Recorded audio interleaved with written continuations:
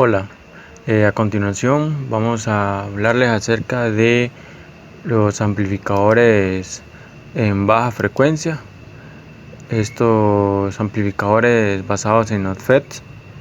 Se dice que la ganancia de voltaje y la fase de amplificadores acoplados capacitivamente se ve afectada cuando esta frecuencia de señal se encuentra por debajo de su valor crítico. Se dice también que en baja frecuencia la reactancia de los capacitores de acoplamiento se vuelve significativa, lo que reduce la ganancia de voltaje e incrementa el desfase. Ahora bien, como dije anteriormente, esto es basado en FET. Dice, como vemos en imagen, un amplificador de MOSFET polarizado en cero con acoplamiento capacitivo en la entrada y en la salida, como se muestra en la imagen. Es también importante recalcar que la ganancia de voltaje en frecuencias medias de un amplificador polarizado en cero es Gm por la Rd. Esta ganancia a frecuencia es suficientemente alta, de modo que las reactancias capacitivas sean aproximadamente cero. Este amplificador que vemos en la imagen solo tiene dos circuitos de RC paso altas que influye en su respuesta en baja frecuencia. Como vemos el capacitor C1, ese es el capacitor de entrada, y la resistencia de entrada forman un circuito RC de entrada, y el capacitor de acoplamiento de salida que vemos el C2 y la resistencia de salida forman el otro circuito RC, que en este caso de salida. Ahora bien, a continuación vamos a explicar tanto el circuito de entrada RC como el de salida. Como vemos en pantalla, el circuito de RC de entrada tiene una peculiaridad. La reactancia del capacitor de acoplamiento de entrada se incrementa a medida que la frecuencia se reduce. Cuando la impedancia de ese capacitor C1 es igual que la R entrada, la ganancia se reduce a 3 decibeles por debajo de su valor en frecuencias medias. También es sumamente importante mencionar que la frecuencia crítica del circuito RC de entrada de un amplificador basado en FET casi siempre es muy reducida, o sea, muy baja, debido a su muy alta resistencia de entrada, que en este caso sería el valor de Rg. A continuación se mostrarán unas ecuaciones acerca de este circuito de entrada. Como vemos en pantalla, tenemos la ecuación de la resistencia de entrada, que esta se encuentra Rg en paralelo con la R de entrada de la compuerta. Este valor es tan grande que, puede ser despreciado, o sea, no se toma en cuenta. Ahora bien, tenemos la fórmula de la frecuencia crítica inferior, que esta se saca 1 sobre 2pi entre la resistencia de entrada por el capacitor de entrada, que en este caso sería el C1. Y la resistencia de entrada con puerta se saca VGS sobre IGSS. Como mencioné anteriormente, este valor se desprecia porque este valor es súper elevado a comparación con la R de entrada.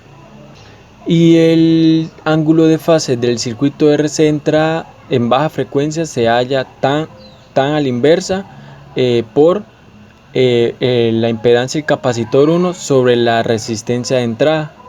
Ahora bien, para entender un poco el funcionamiento y la aplicación de las fórmulas vistas anteriormente, realizaremos un ejemplo.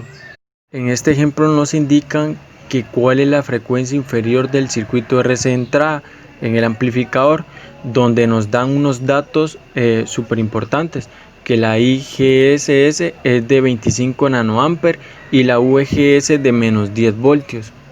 Entonces, para hallar la R de entrada con puerta, dijimos que era VGS sobre la IGSS.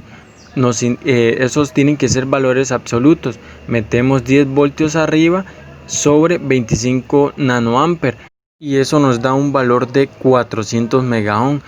Como dijimos anteriormente, esta resistencia compuerta la podemos despreciar ya que su valor es sumamente alto. Ahora bien, nuestra R entrada se encuentra RGS en paralelo con la R de la compuerta de entrada, la que se halló anteriormente.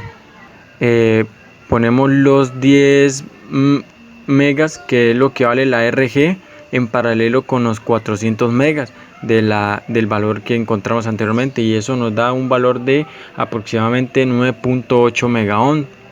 Entonces, para hallar nuestra frecuencia crítica inferior, sería 1 sobre 2pi por la R entrada que hallamos hace poco, que es 9.8 mega, por el primer capacitor, el C1, que eso nos da una frecuencia de 16.2 Hz.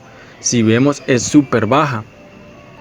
Ahora bien, como nuestra R entrada tiene un valor similar a la RG, que viene 10, vamos a realizar el mismo procedimiento de la frecuencia crítica inferior, vamos a realizarla con la RG de 10 megas.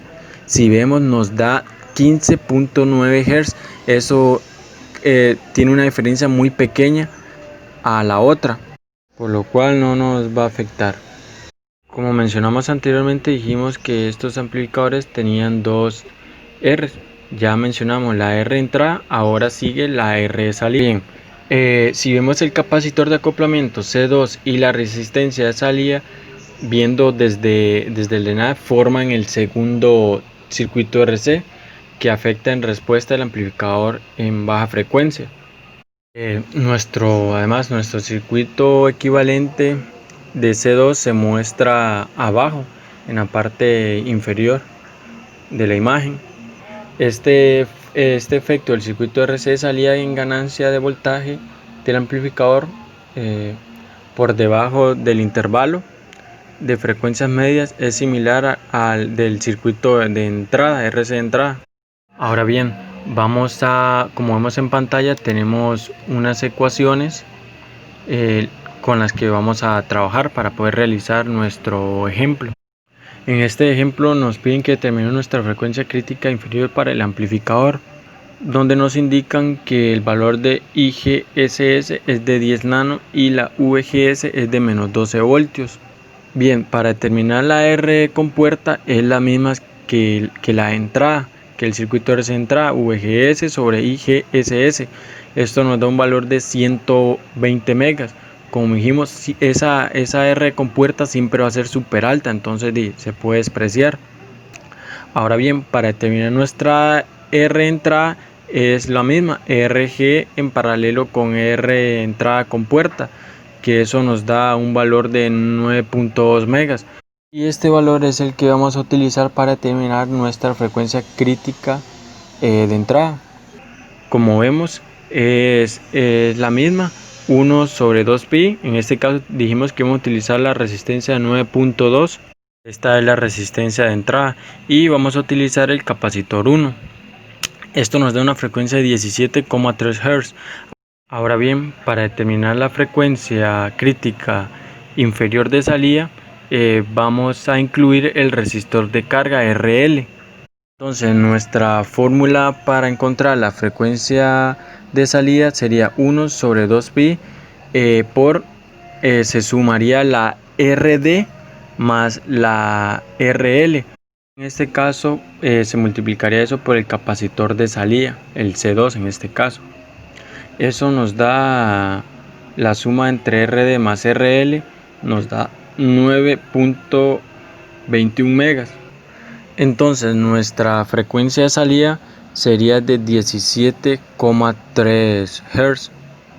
Entonces, en este caso, el circuito con mayor frecuencia crítica es el que domina, porque sería el primero que hace que la ganancia se reduzca a medida que la frecuencia se reduce por debajo de sus valores en frecuencias medias.